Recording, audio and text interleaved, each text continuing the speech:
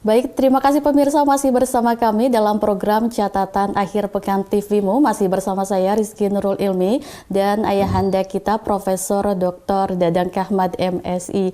Dan Bapak, kita sangat menginginkan informasi nih kepada para pemirsa TVMU di rumah gitu. Bagaimana sih sebetulnya perjuangan Muhammadiyah hingga saat ini di 109 tahun Muhammadiyah. Pastinya juga ada pasang surut gitu. Bagaimana sih sebetulnya yang dilakukan oleh Muhammadiyah dalam perjuangan hingga menjadi pahlawan bangsa begitu, Prof?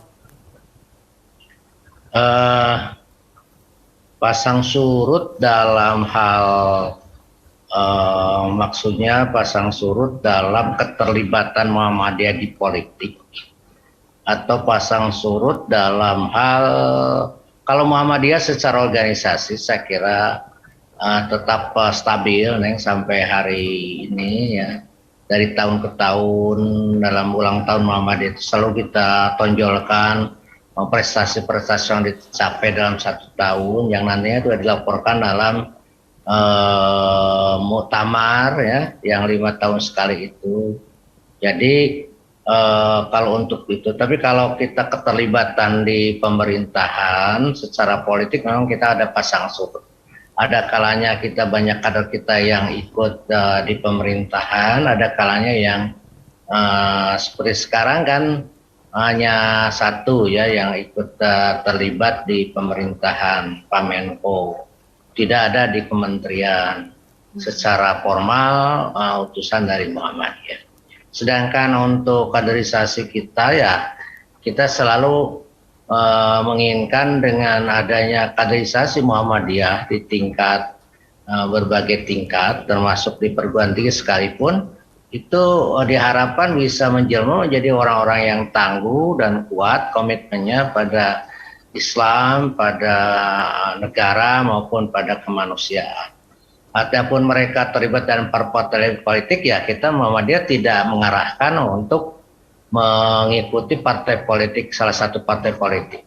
Mereka dipersilahkan kalau mau aktif ya di partai politik mana saja, yang jelas mungkin yang sejalan dengan perjuangan Muhammadiyah. Yang kedua juga memperjuangkan semacam keislaman dan kebangsaan serta kemanusiaan. Jadi jangan memasuki partai-partai politik yang kira-kira akan menghambat terhadap kemajuan Islam, kemajuan bangsa maupun kemajuan secara umum kemanusiaan.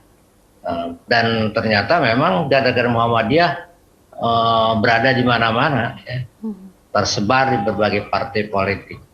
Tidak hanya di partai politik tertentu, tapi di partai politik yang lain. Ya, saya kira itu baik ya. Mereka adalah ingin memberikan dharma baktinya untuk bangsa dan negara ini, untuk mengejar supaya bangsa ini cepat maju melalui usaha-usaha yang mereka lakukan.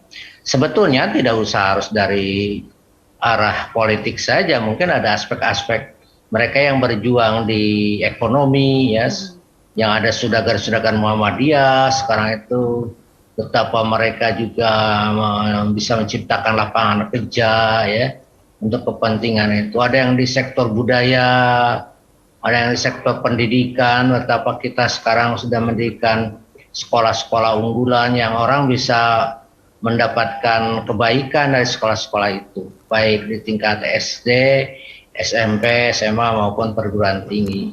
Kita kan perguruan tingginya juga banyak yang hebat ya, yang mendapat peroleh akreditasi A dan lain sebagainya.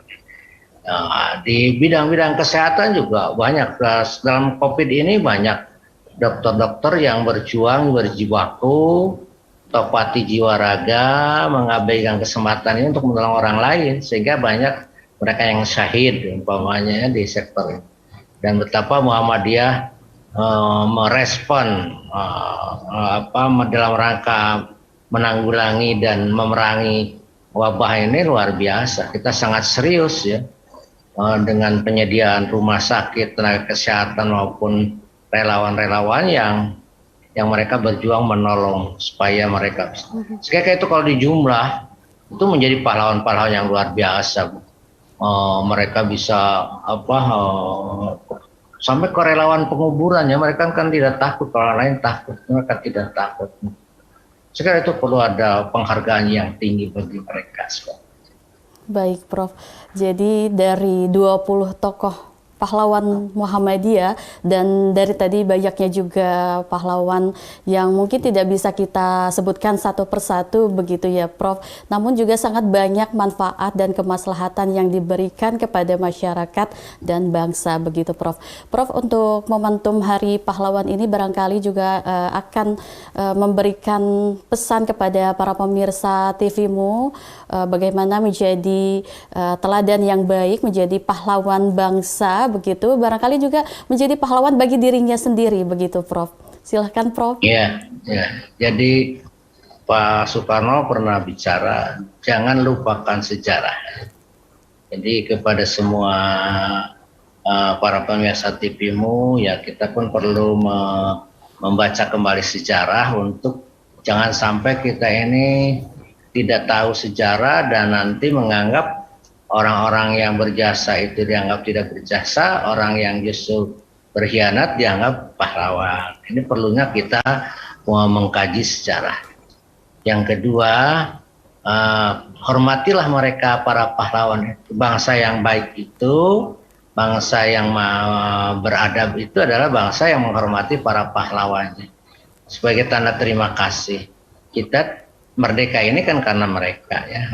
Walaupun ada takdir Allah tapi tetap diperjuangkan oleh mereka ya. Kita sangat salut mereka berani untuk sengsara, berani untuk ditahan, disingkirkan, disiksa untuk demi kemerdekaan Indonesia. Dan yang terakhir menurut saya, jadilah kita pahlawan di bidang kita masing-masing. I'malu ala makanatikum, berjuanglah kita kepada menurut posisi kita masing-masing. Petani, jadilah petani pejuang yang bisa menghasilkan hasil tani yang bermanfaat, memberi makan orang-orang.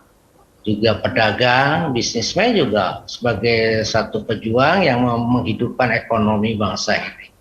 Terus juga para pendidik ya, para ahli kesehatan, tentara, semua saja ya, termasuk polisi dan birokrasi dan politikus.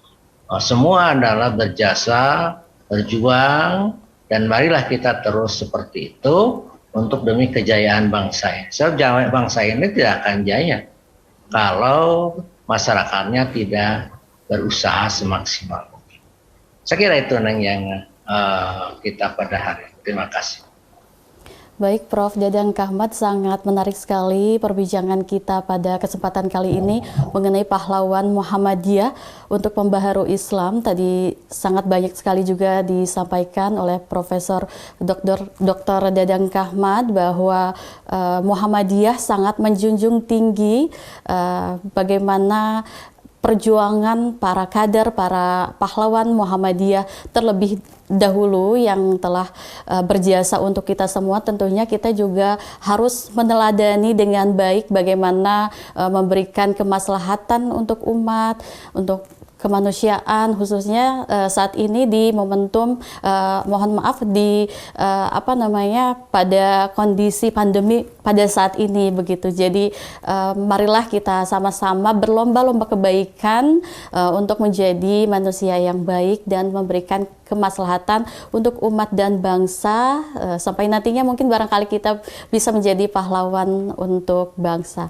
Baik pemirsa, itu saja yang dapat kami sampaikan mengenai momentum Hari Pahlawan. Kami ucapkan terima kasih kepada Prof. Dadang Kahmat yang telah memberikan penjelasan dan pencerahannya kepada kita semua, memberikan pesan-pesan yang sangat baik untuk pada kesempatan kali ini. Kita akan kembali nanti di pekan berikutnya dengan tema-tema menarik lainnya.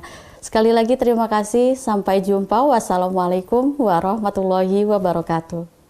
Waalaikumsalam.